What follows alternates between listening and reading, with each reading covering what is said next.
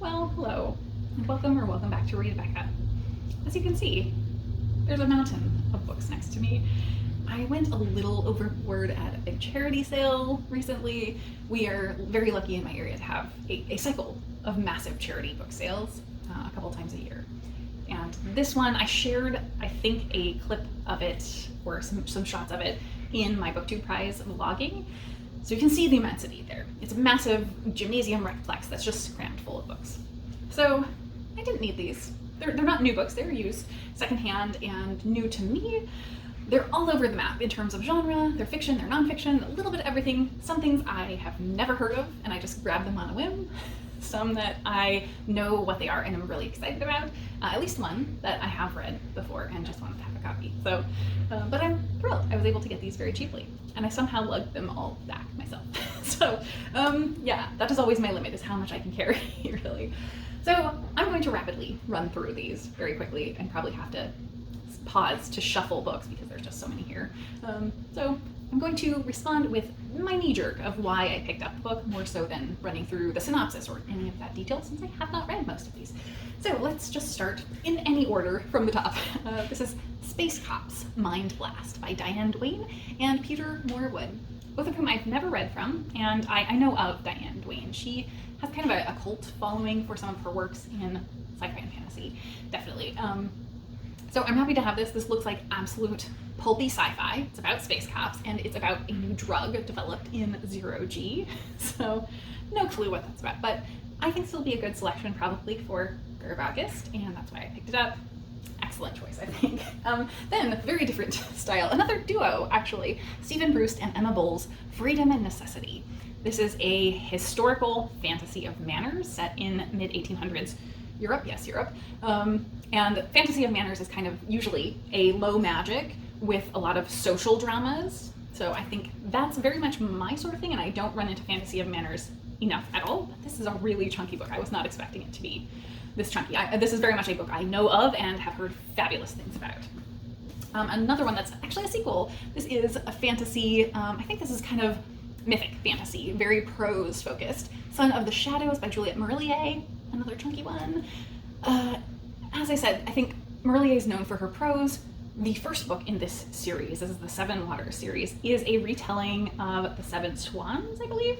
Something like that, as my voice goes higher because I'm doubting myself. But I have that one in the same format on my shelves, and I do very much want to read the series, so I'm glad to pick up the second in the same edition. Then one I kicked myself for not picking up previously at a book sale because it was too expensive. I think it was like $5, and it's a short novella, but I was kicking myself because right after I had passed on it, I saw everyone raving about it. And this is not a new or recent book. Yoko Agawa, I think, is probably most well known for both this book and Memory Police, I believe.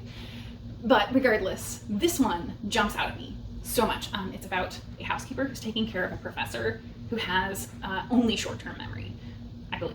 So he's constantly forgetting as we're looking through her lens as she's dealing with this day to day. So it sounds very, very much up my street. Then we have one that a lot of people have been reading recently. This is Willa Cather's My Antonia. And I don't really even know what this is about other than kind of rural life and interpersonal dramas, I think. And I say that, but I have watched a ton of videos of people talking about this and I still don't really know what it's about. But I'm excited to find out. So that's probably in the classic-y category. Then I have one I have never heard of, Chrysanthemum and the Sword, Patterns of Japanese Culture by Ruth Benedict.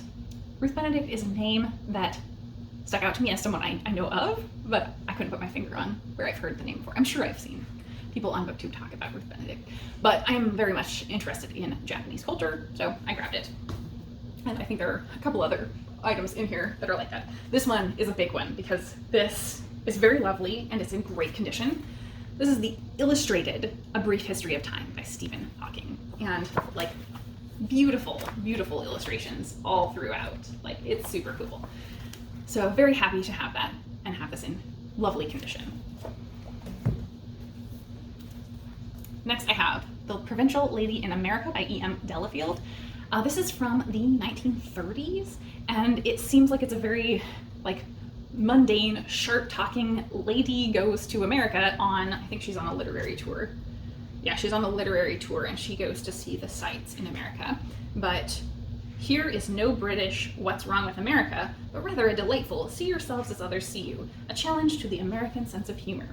And this is a very weird and cool format because it's a paperback with a dust jacket.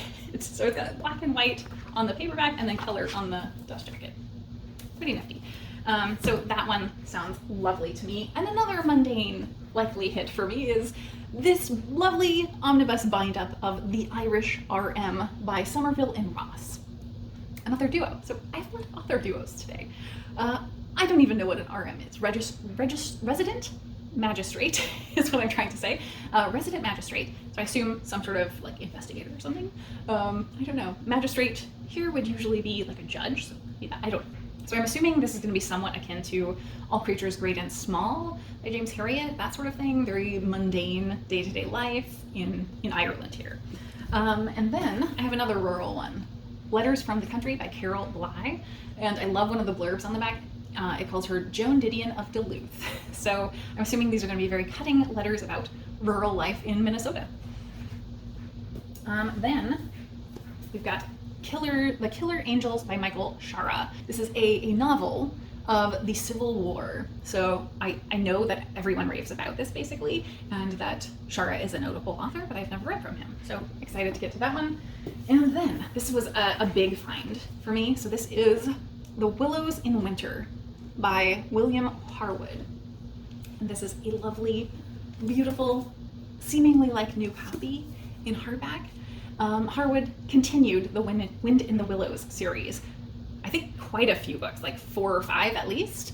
And so this is one of those in lovely condition. Wind in the Willows is one of my absolute favorite children's classics. So I'm super thrilled to have added that to my collection. It'll be a perfect winter read, I think. Then we have A Whisper in the Dark, 12 Thrilling Tales by Louisa May Alcott. So I've recently gone down a bit of an Alcott rabbit hole in Alcott April. I read a bunch of stuff, and she published quite a lot of salacious stories under pen names. So I'm assuming that's what this is. This is going to be those more thrilling stories that she was publishing like in newspapers to pay the bills, more or less. Then we've got The Icarus Girl by Helen Oyeyemi. I've read one book, Gingerbread by Oyeyemi, and she writes these extremely fabulous, really challenging stories with amazing prose and themes. So I never hear anybody talk about this one, so I'm a little worried because of that, but Oyeyemi is definitely an author I would like to read more from because she's definitely my style of kind of speculative fiction. And I don't even know what that one's about, so yeah, I never hear anyone talk about it, but I assume it's more of the same. Then we have a nonfiction. This is Science Friction by Michael Shermer, where the known meets the unknown. So Michael Shermer is a very, very popular nonfiction author. Meaty accounts of such interesting problems as counterfactuality and complexity in history and recent controversies in evolutionary theory. Entertaining discussions of the most famous episode of Star Trek and the causes of the mutiny on the Bounty. Well worth having. So that is from the Washington Post. So this, I think, is going to be one of those full of facts and factoids type of books. Really fun to read. I love that style. So then another author I love who I picked up, Philip Pullman's The Good Man Jesus and the Scoundrel Christ. This is controversially his fictional retelling of the life of Jesus, but I think it's very, very different, very unexpected, and very irreverent, certainly. And Pullman is most well known probably for his Golden Compass series. Then let's go to one I know nothing about. So this is Edward Rutherford's The Forest, a novel. So this is a big chunky one. It seems to be extremely nature focused from what I read about, but I've never heard anyone talk about this. It seems like it could really be my jam, something like The Overstory, but I don't know. It spans a lot of time, but it is historical a bit and epic in scope, but it seems to be a wide sweeping novel, I would say, from what I looked at. One I have read in the nonfiction category. This is The Uninhabitable Earth by David Wallace Wells. This was grim, but important information about climate change and what we are facing in our current and near future. This is a little bit dated, possibly not dated in the sense that it's not factual anymore, but in that I think it would have had more impact had I read it when it came out immediately. But this is such an impactful, powerful piece of nonfiction, and I definitely wanted to have it on my shelves. I now regret not having bought it when I read it from the library so that I could transfer over my tabs because I had it all tabbed up. So it's an excuse to reread it and tab it again. This book just gets across so many things. It focuses on the cascading impacts of things over climate change and weather and the environment that we are all dealing with today. Then one I have no idea what this is about. The Disappearance of Adele Badeau, a historical thriller, and this is by Graham McCrae Burnett, who you will almost certainly have heard his name if you are on BookTube, because he has been up for many awards with his Bloody Project Booker Prize finalist that says on there. And the sort of ish sequel, I think, to that also was up for prizes more recently. But this I've never heard anybody mention, never seen anybody like hold this up. So I don't know what it's about other than being a thriller by this guy who is apparently a very good writer. So yeah, interesting. And then another nonfiction, and exactly my sort. Near a Thousand Tables, A History of Food by Felipe Fernandez Armesto. And this one got me because it said, with erudite gusto and analytical savvy, he traces the long and complex evolution of food since the Middle Ages. After reading his book, you'll never think of eating the same again. So this sounds like a wonderful way of looking at history, tracing how food has evolved. Amazing. Another one in nonfiction. This is Thomas L. Friedman's Hot, Flat, and Crowded: Why We Need a Green Revolution and How It Can Renew America. I have another Friedman sitting on my shelf right now that I haven't read yet, but this is a beautiful copy. This is like in perfect, ideal condition, and this is a book I've very much wanted to get to. This is one of those works that everyone raves about. So again, like a lot of these, that's what I'm saying about them. This one, I've never heard of. Never heard of it, but I can't believe that because we're all readers here. This is Americanon by Jess McHugh, An Unexpected U.S. History in 13 Best-Selling Books. So I believe this is going to be effectively a collection of essays on each of the books that are in this kind of major canon of America. So I'm assuming they're all going to be American historical classics, more or less. So very interested. I haven't even bothered to look at what the books are, but it sounded interesting to me. Next, The Buddha and the Bard, where Shakespeare's stage meets Buddhist scriptures. And this is just a beautiful little object in general, and it's illustrated inside. It is not like a belief system that I'm particularly drawn to, Buddhism, but I'm generally fascinated by different belief, and the idea of mixing Shakespeare and Buddhism is unknown to me. I don't know what the intersection is there, so I'm intrigued.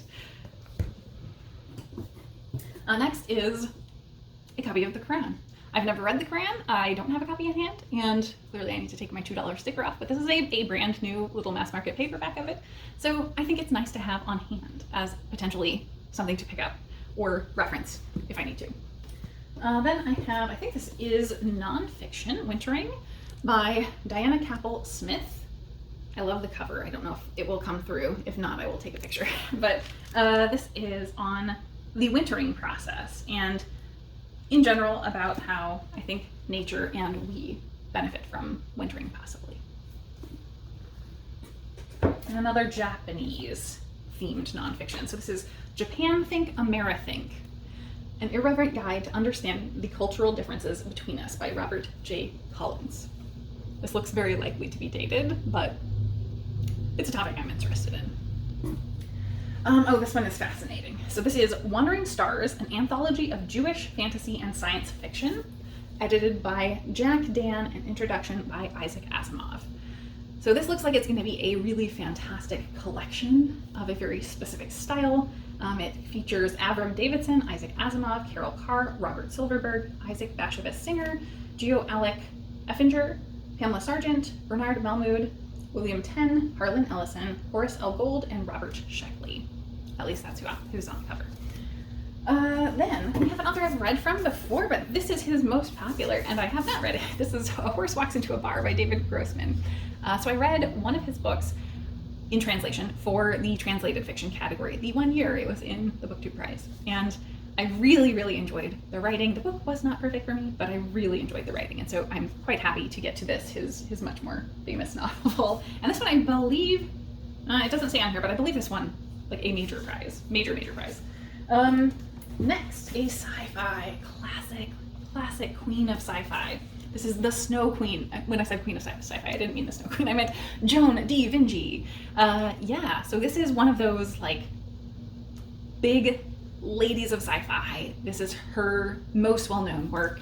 I really need to read it, and I'm super happy to have this just iconic cover. This is so cool. And a nice hardback, so yes, very thrilled. Let's see. In the Garden of Beasts by Erik Larson. I think he probably requires no introduction. This is a massive, massive name in writing of nonfiction history accounts. I have, I think, at least one other book of his on my shelf. I haven't gotten to it. I'm terrible. So I'm gonna have a backlog once I do finally get to him. This is Love, Terror, and an American Family in Hitler's Berlin. And this is much chunkier than his other book that I have, I think. So I will probably not get to it first. And these are the last couple very chunky books. This is Tad Williams' Otherland, final volume, Sea of Silver Light. So I think I now have all of the volumes in Otherland, except for the second to last, which is a struggle to get your hands on, I think, in general. But these are massive. Tad Williams is famously a very verbose writer, but extremely high quality fantasy and sci-fi. I think this is his sci-fi series, in fact, but I haven't read it yet, so we will see. I'm running out of space for books now. So the last big giant book is Ken Follett's World Without End. I read and loved, but with mixed feelings, Pillars of the Earth. Ken Follett writes very chunky books as well.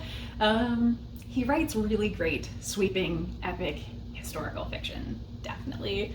And Pillars of the Earth was horrifying at moments and traumatic, but it was so well crafted. And so I'm hoping this will be more. This is set in the same world as that story, Pillars of the Earth, but is quite a bit further in the future. I think this is like 200 years later. So I will be very curious to see what the future holds for Kingsbridge.